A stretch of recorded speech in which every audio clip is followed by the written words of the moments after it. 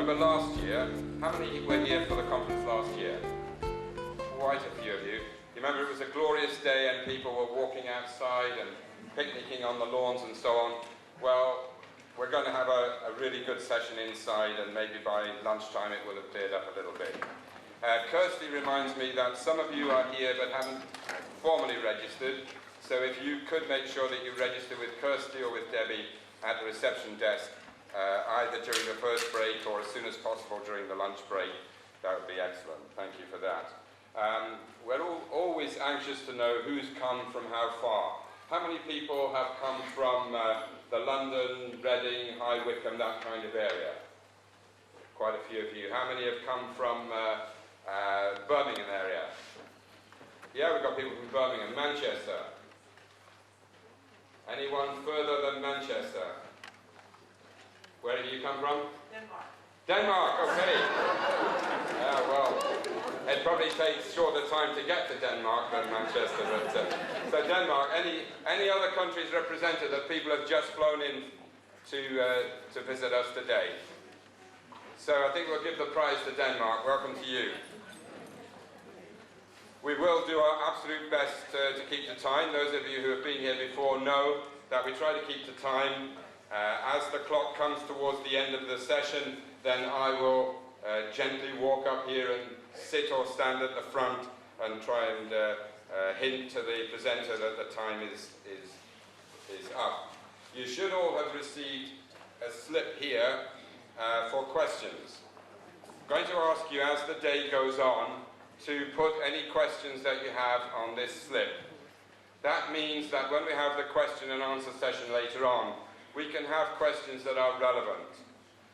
What we don't want is a presentation on the dry bones of Ezekiel and somebody stands up and asks about Alan White's attitude to blue cheese. Whether it's Danish blue cheese or not, I don't know. It's not that relevant. So it means that we can have to control the questions. So your questions on the question slip, and that's often, with the greatest respect to my colleagues, the Q&A panel session is often the most exciting and vibrant of the day. So we are going to start with Dr. Ivan Milanov, who is a lecturer in Old Testament studies here at the college. Ivan is a relatively new member of... For me to this Bible conference. I'm the first presenter in this order, and probably it is very appropriate to start with the Old Testament. Everything starts with the Old Testament. Yes, the history of the Bible, the history of theology as well. Without Old Testament, there will be nothing, I assume. The title of my topic is People of God in the Old Testament. The title is it's quite wide. I'm going to put more focus on certain segments of the Old Testament, but this is the theme topic for the first presentation. Every good research starts with a research question. So the research question basically is the question for all this gathering: what is the church of your dreams? So we'll try to find an answer on this question. However, I would like to be more specific and to ask two questions.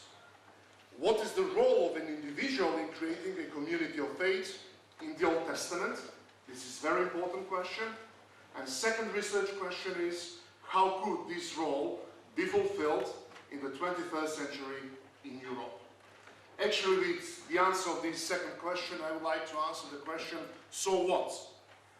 We are going to look at certain examples in the Old Testament. At the end of the day, it's so what? Okay, let me mention certain preliminary remarks.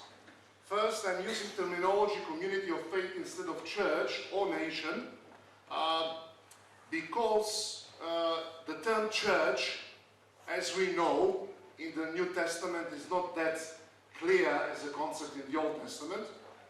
Also I would like to emphasize that many people in today's cultures, they understand the term church differently.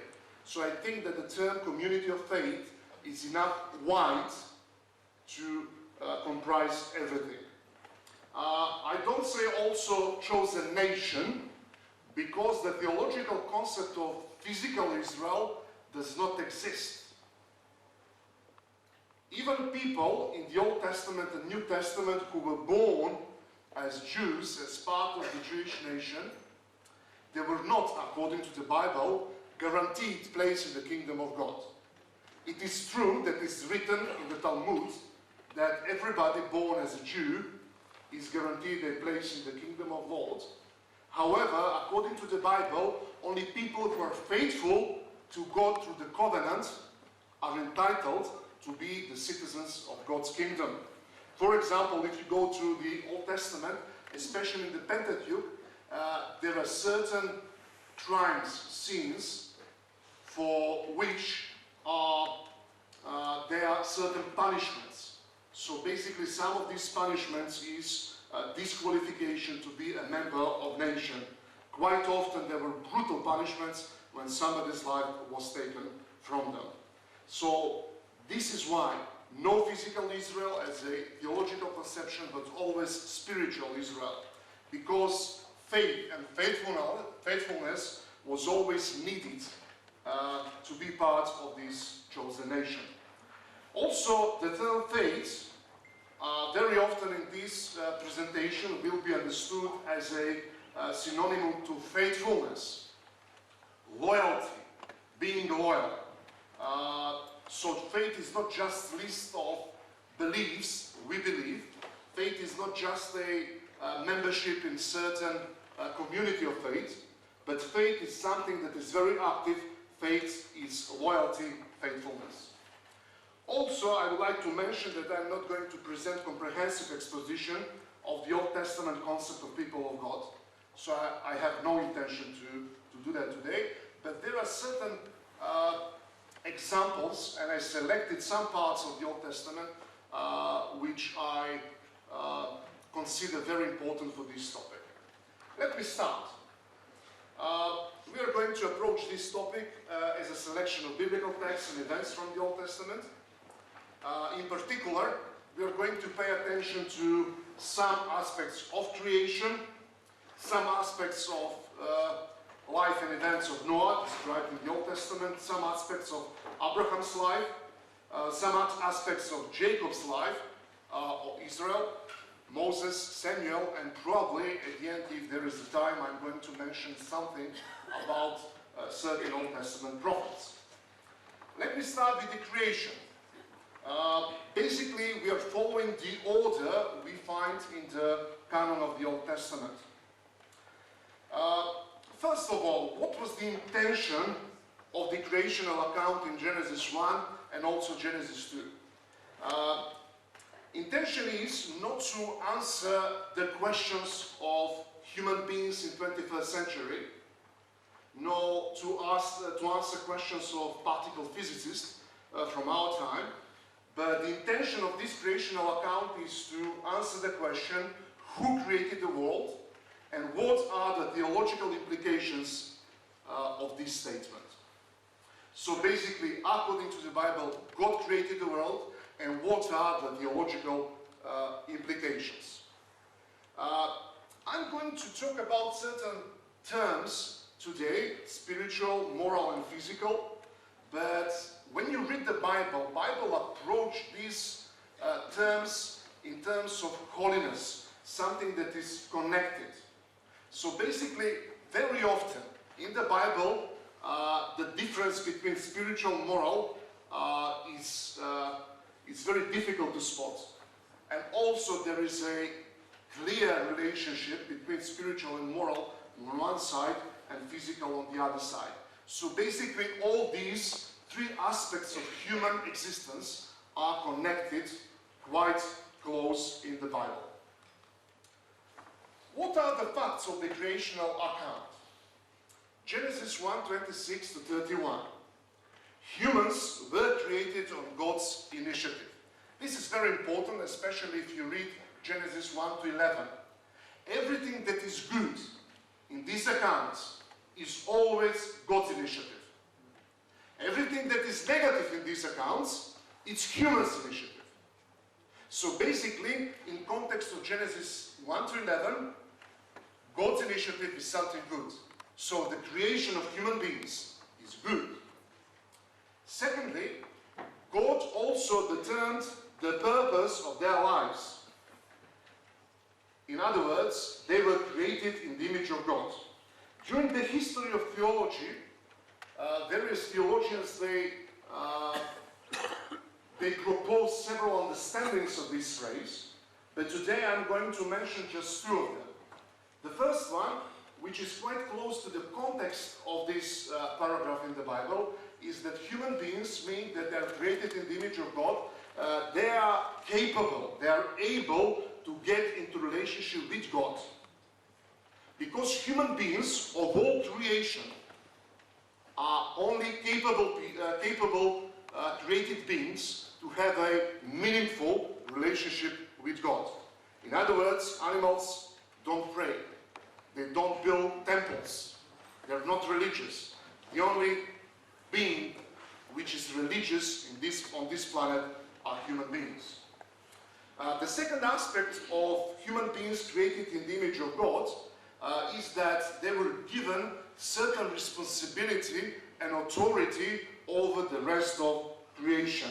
According to this paragraph, human beings were to be rulers of all creation.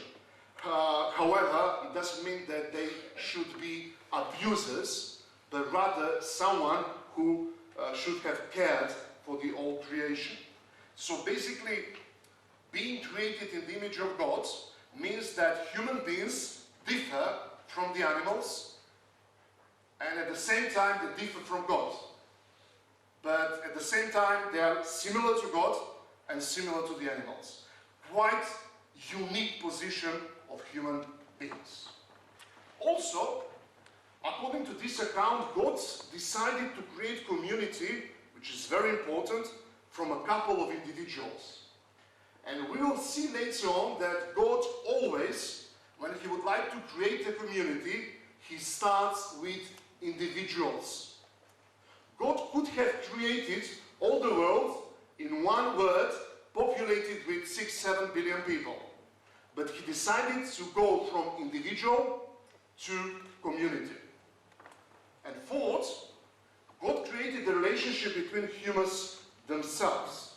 Especially if you go to Genesis 2:18-25, you'll find that the only thing not good in the creational account was for a man or a woman to be alone. So God created that longing in human hearts to be part of community, to be part of relationship.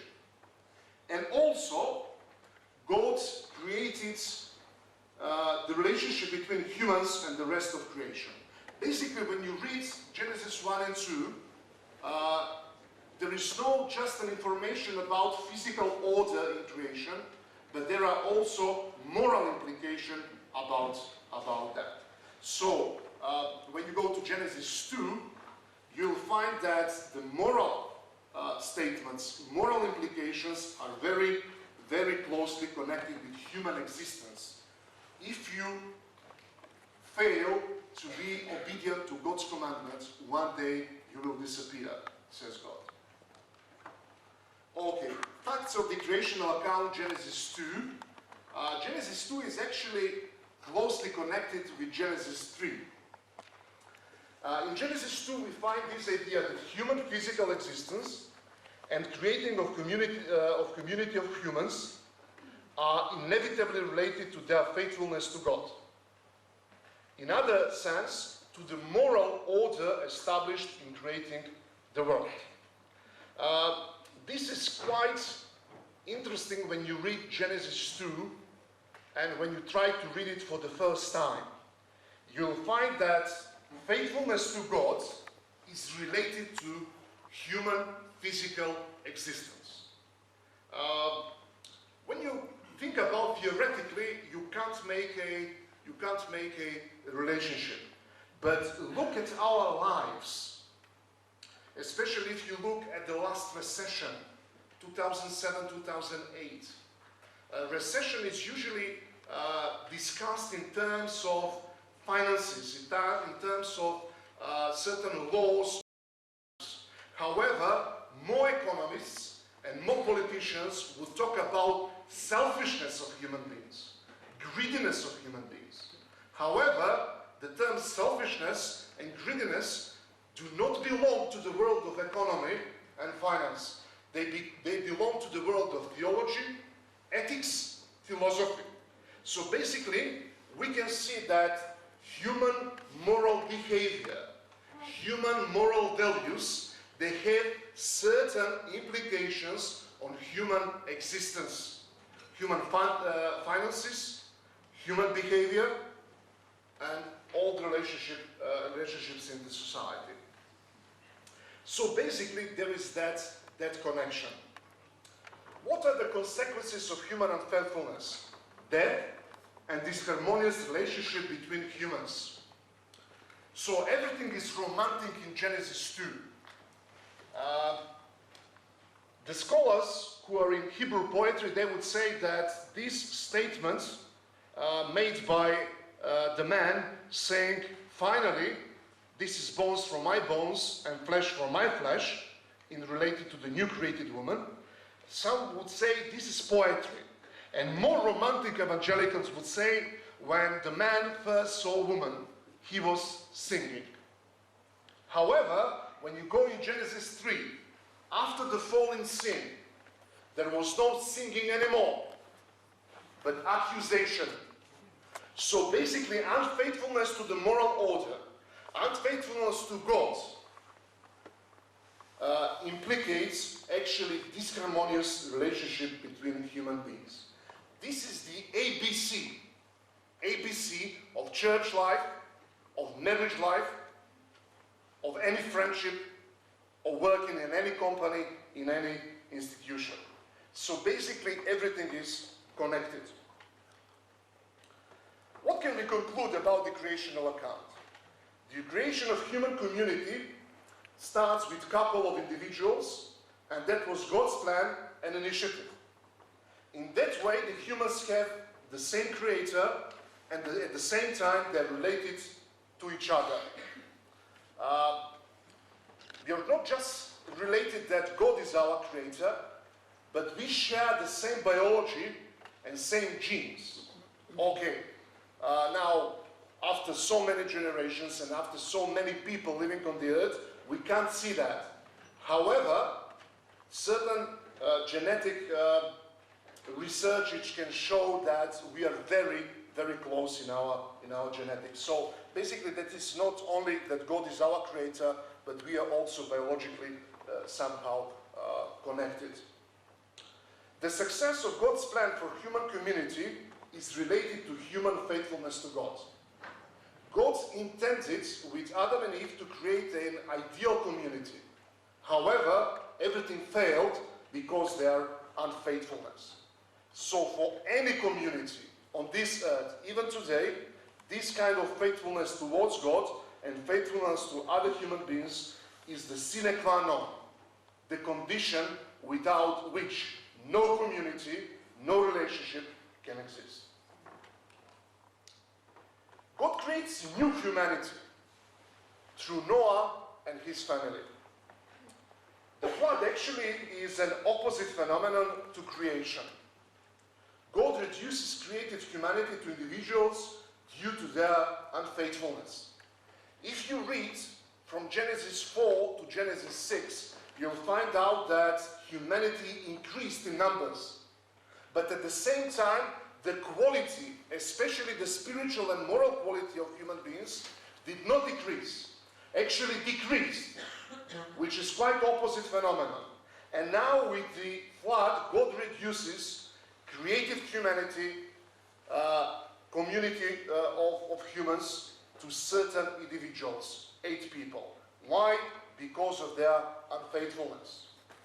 Noah survives the flood because of his faithfulness. He is righteous, blameless, and walked with God. And finally, God creates new humanity new community from Noah's family. If you read Genesis 1 to 7, you'll find an echo to Genesis 1. There is a blessing for procreation, multiply and fulfill the earth. Also, there is a repetition that human beings were created in image of God. So basically, Noah's delivery and the delivery of his family from the flood and the blessings after that are new creation. And again, God creates new humanity from individuals, from one family. What can we conclude? God created community from individuals, and obviously there is an emphasis on individuals. The very existence of the community and the shape of its future dependent on the faithfulness of these individuals. If you read the rest of the account of Genesis 9, you will find that, again, this community, this family, was not ideal. However, God is very determined in the Bible to create new communities again and again and again. But this is the stress. There is a movement, there is a dynamic from individuals to community. And there is a relationship with the future of that community and faithfulness of individuals making this community. Abraham's account. God calls again an individual in order to create community. God's call of Abraham explains not only the blessings of Abraham, what would he receive as the father of nation and possession of the land, but also the fact that he would be blessing. This is a new element in creating a community from individuals. Of course, Noah was blessing, and people before him were blessing, from whom God created new community. However, this is for the first time in the Bible, saying that the very purpose of a community is to be blessing. The very purpose of every individual is to be blessing for other people. So basically, no one lives for themselves. Whatever we receive from God as a blessing is given to us in order to be blessing for other people. In Genesis 26, 3-5, God created community through Abraham and made him blessing because of his faithfulness to his will. This is quite clearly stated in Genesis 26, 3-5. Abraham, according to this account, is already dead, but these words are told to Isaac, his son, saying this: "Reside in this land, says the Lord, as an alien, and I will be with you, and I will bless you. For to you and to your descendants I will give you all these lands, and I will fulfill the oath that I swore to your father Abraham. And I will make your offspring as numerous as the stars of heaven, and I will give you to you, our offspring, all these lands, and all the nations of the earth shall again blessing for all themselves through your offspring. Because Abraham obeyed my voice and kept my charge and my commandments and my statutes and my laws." So basically, it is repeated to Isaac that everything was given to Abraham in order to be blessing, but Abraham was given this blessing, and he could be blessing because of his faithfulness to God. This is very important, and I'm going to stress that again in the context of a contemporary church. Okay, Jacob, Israel. Here's an example of complication. Why did they choose Jacob in these accounts? Because he and his mother are examples what happens when humans decide to help God fulfilling his plans. God promised that the blessings would go to Jacob even before he was born. However, he and his mother, they became very impatient and they decided to help God. Applying methods contrary to God's moral order, even with an intention to fulfill God's will, leads to disaster. even the greatest criminals, war criminals in the 20th century, and even today, they would say, we did that because of our patriotism, because we loved our nation. Bad leadership, whether in the church or outside of the church, would say, with good intentions, we did that. Bad pastor would say that. I had good intentions, but they applied wrong methods, contrary to God's moral order. In any bad marriage, good intentions in a bad way. Bad parenting, good intentions, bad methods. So good intentions are not enough. Good intentions should be accompanied with good methods that are in accordance with God's moral order. I'm talking about very basic things. And I think that sometimes a crisis in a local church or wider area of community of faith basically has this reason for a problem. It's not about the method, how we approach other people, how we build community. In a sense, should we go with public presentations, should we go with small groups, and etc. Whatever you do, whatever method for reaching other people you use, without this, without faithfulness, everything is doomed for catastrophe. That's why this is the basis. Applications of good methods or methods should be in the relation of God's moral order. Moses' example. Moses' response to God's call resulted in the actual creation of Israel as community of faith. Through Moses' leadership, the Israelites experienced delivery from Egypt and they entered in a covenantal relationship with God.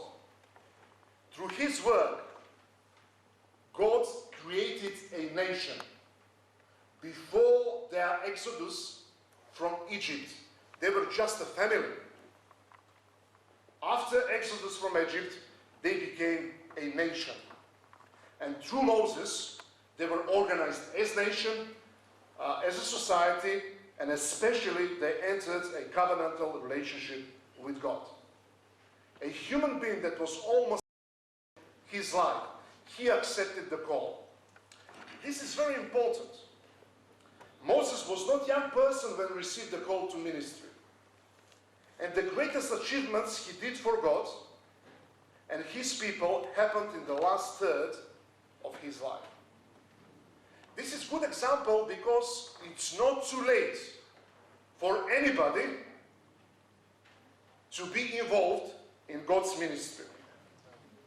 It's not too late to say, yes, I would like God to work through me, for me, and for the other people. Samuel's account. Children are also called to ministry. Samuel received the call for ministry when he was a child.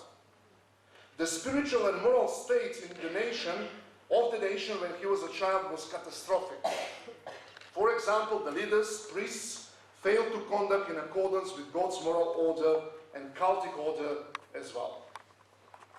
So, children's ministry is not just to teach them what the Bible says about any events, but also to teach them to serve and minister other people.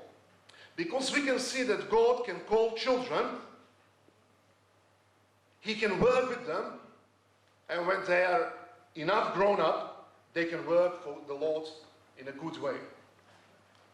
So Samuel's account shows that bad spiritual moral states of the environment also should not be an excuse to remain inactive or, even worse, to join the crowd. How many times in your life have you heard this? The church is bad, the church is in a bad spiritual and moral condition, and that's why I'm leaving the church.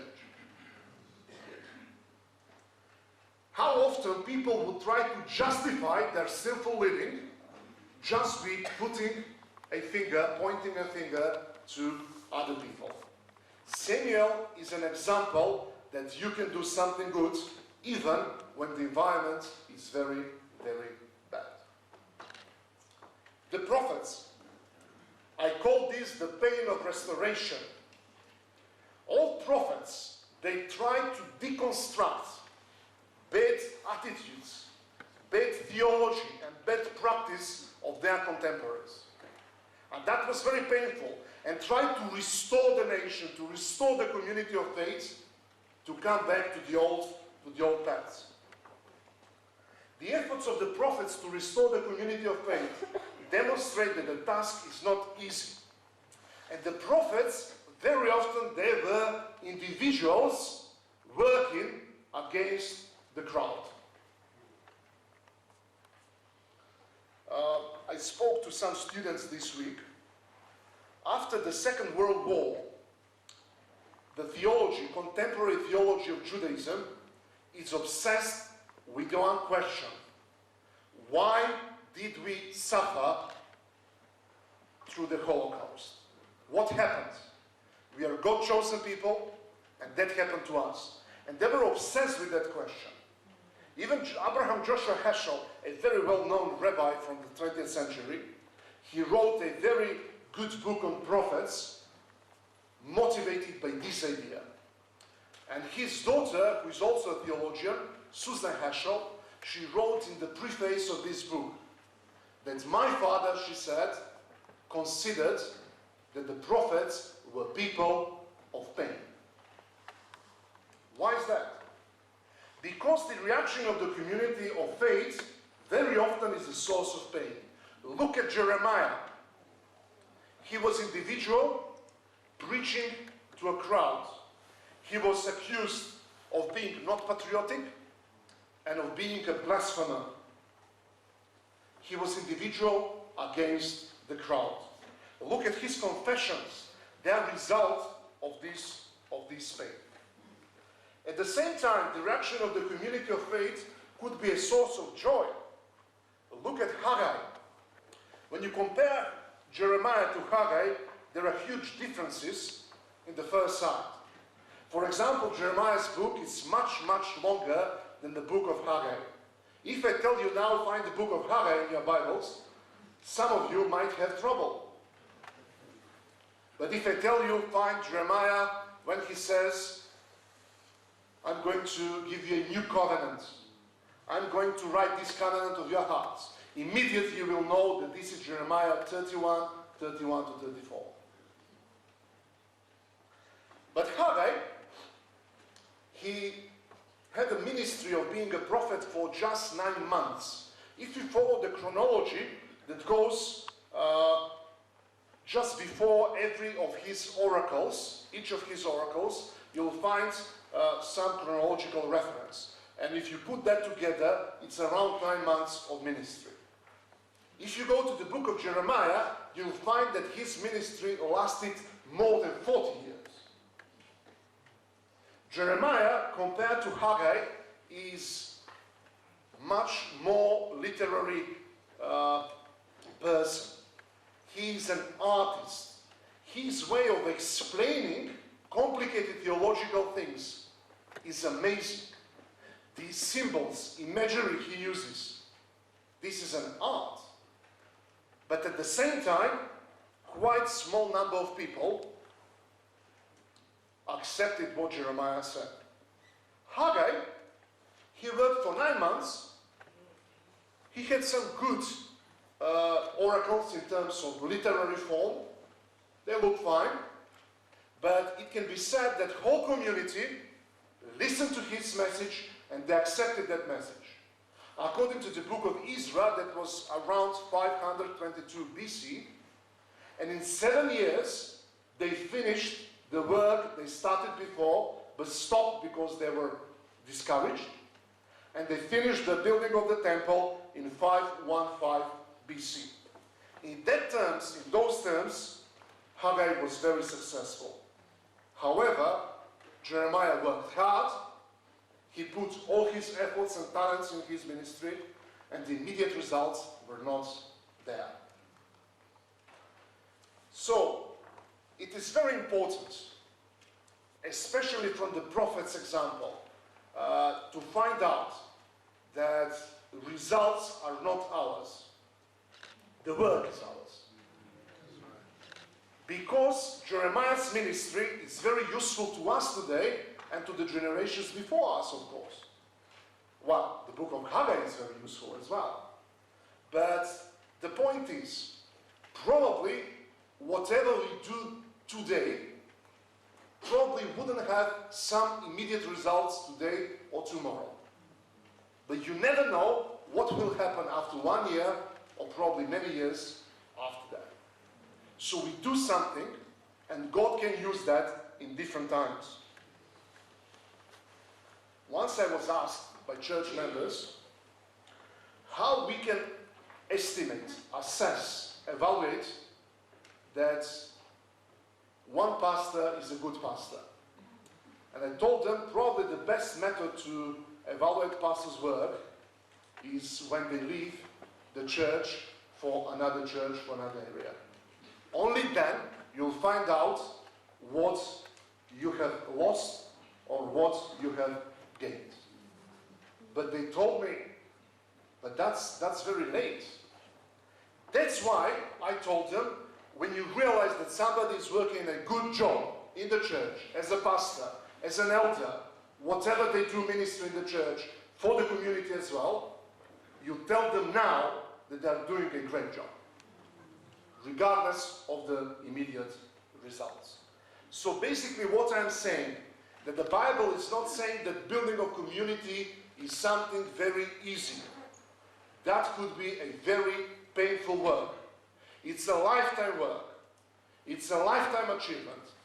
And very often, this achievement couldn't be seen by people who are working on that plan. Did Abraham see the fulfillment of promise he got from God, that his descendants would be numerous as the stars in the heaven, in the sky? No. He saw his only son, who was the son of the promise of God.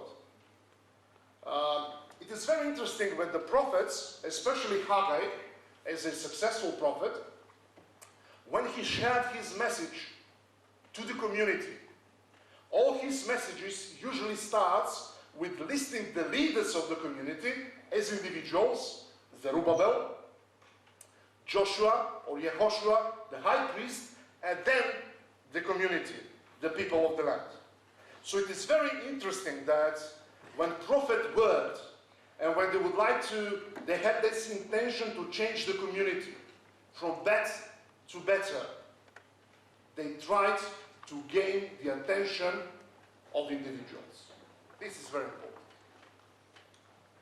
The very existence of community of faith and its identity and purpose of existence is an initiative of God. So we do not determine as human beings what the church or community of faith should do. This is already have been determined in the Bible. Second, God realizes his plans for the community of faith through committed individuals. So the dynamics of creation of communities from a faithful individual to a community of faith. You may ask about any movement in the history of Christianity. You can ask about any single Seventh-day Adventist local church. And always you will hear the same story. One individual or couple of individuals, they started something and they built up something. So, to build a community of faith, to sustain a community of faith, it is very important to have committed individuals. I spoke a month or two with a young man from the church, and I asked him, I actually told him, I feel sometimes frustrated as a pastor that we invest so many efforts, so many money in evangelistic campaigns, in evangelistic outreach programs, and sometimes we gain so little. And we discussed about a particular program, particular method of reaching, and he told me, look at this. There is a Christian church. They invested their money in a huge project. Basically, it was a musical.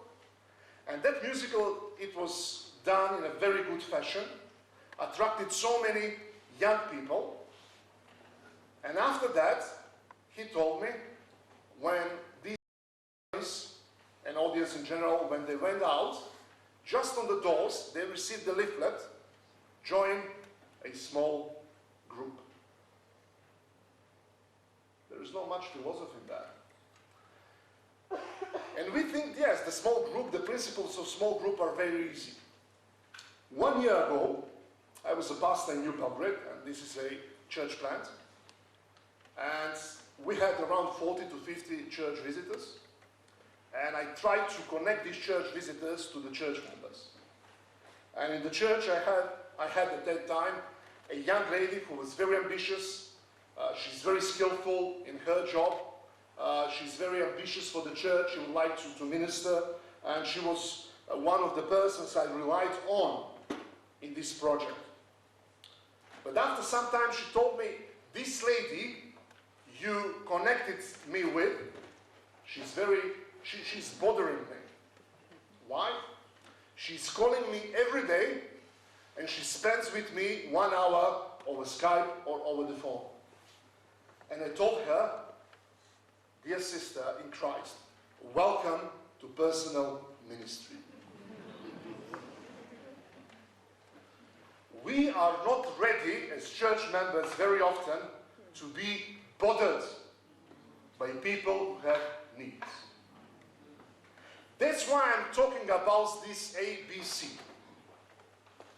That's the reason why I'm talking about human faithfulness to God and human's love for other creatures, human beings. God realizes His plans for the community of faith through committed individuals.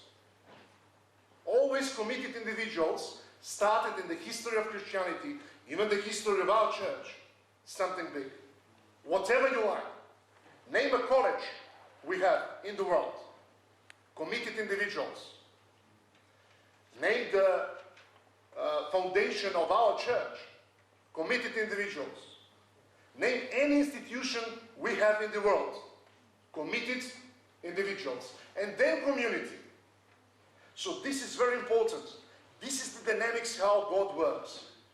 Committed individuals and then community of faith. All these individuals had a very particular function. I was talking about Noah, Moses, Samuel, prophets. Had a very particular function in God's plan. They were told why, they were told explicitly what was asked from them when they were called in ministry. Basically, they were called in building of community of faith. So, in this case, there shouldn't be a church member in our church without knowledge why I'm a church member in this or that church. Why I'm sitting every Sabbath or on every prayer meeting in this church. Why I'm here. I don't know about this part of the world, but in some parts of the world where I worked, there is a mentality among church members. You are paid to do your job and do it properly. And we are coming every Sabbath to assess you, to give you a grade. However, everybody is called to ministry. Let me continue with my conclusions. The community of faith is created and sustained by God. However, God's faithfulness is related to the faithfulness of the community of faith. Faithfulness is life, unfaithfulness is death. Why some churches are dying? Because of this. Why some individuals are spiritually dying? Because of this. This is the faith. This is the fact of life. But very often overlooked. Personal call from God to participate in creating and sustaining the community of faith implies personal responsibility and accountability. I think the personal accountability was the greatest pain and probably the major reason why communist countries disappeared and this communist ideology disappeared and these socialist societies as well. I come from an ex-communist country with socialist society, and one of the problems was the absence of personal responsibility and accountability. At that time, all the companies and institutions, they belonged to the state or to the people. And people who worked in these institutions, in good numbers, they couldn't care less about that. By the way, there was no personal accountability, but there was a very interesting invention. It was called community accountability of the community. So if I make mistake, as whatever capacity I'm in, we are all responsible and accountable for that. Which means I couldn't be bothered. So basically all these societies and economies disappeared, among the other things, and among the other reasons, because of that. Unfortunately, we can see that in our church as well. Personal accountability. If I do something wrong, I'm responsible for that, and I have to be accountable for that. In God's ministry, everybody is responsible and accountable for something. Finally, what is the church of your dreams? Let me give you my answer. The community of faith, which is made of individuals that are ready to fulfill the will of God in terms of faithfulness in relation to Him and to fellow human beings. So basically, they are committed and ready to love Him with all they have and to love their neighbor as they love themselves. That's the community of faith. Community of faith with high spirituality, morality, and quality relationships. My best man, he lives in the States, and he told me once, I go to a Seventh Adventist church because I'm a Seventh Adventist, but on Sunday I go to another church because I like the atmosphere there. They're very friendly. They notice you every Sunday, and they're good friends. So people are not only attracted to biblical teachings, which are very important. They're not only attracted to quality presentation. Basically, they are attracted with good relationships. However, you can't have a good relationship without good biblical knowledge. That's very important. Also, the community of faith that demonstrates all aspects of the kingdom of God, its moral order and mission. It's not enough to be a good person. It should be a person who works actively for God. I know many good people with so many talents just sitting at the back of the church and they do nothing. What is my concrete plan probably for a local church? The change starts with the individual you see in the mirror every day. Very often we accuse other people that they do not fulfill the standards of the Bible. What about us? Second, make influence on other individuals. It's very difficult to affect the whole community at once. But choose an individual and try to make an impact in their life. The group of individuals, a community of faith, may influence other individuals and create new community.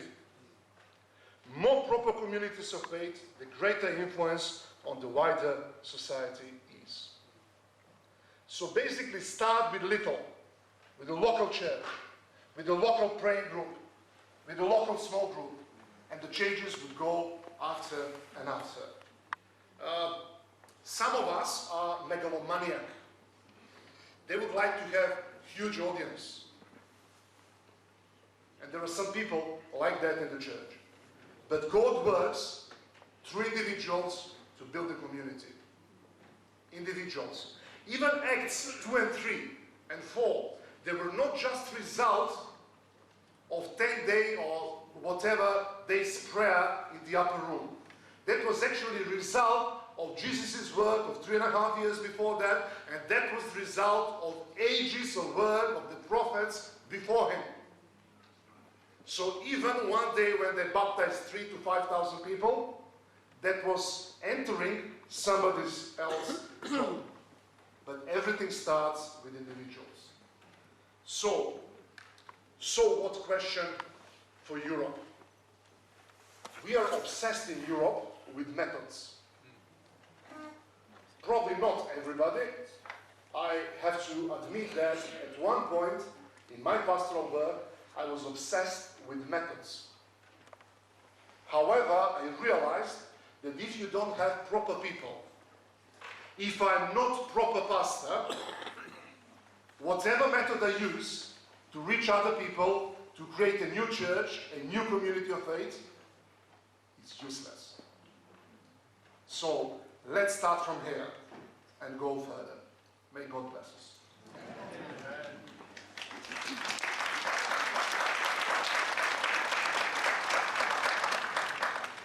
After such an excellent start.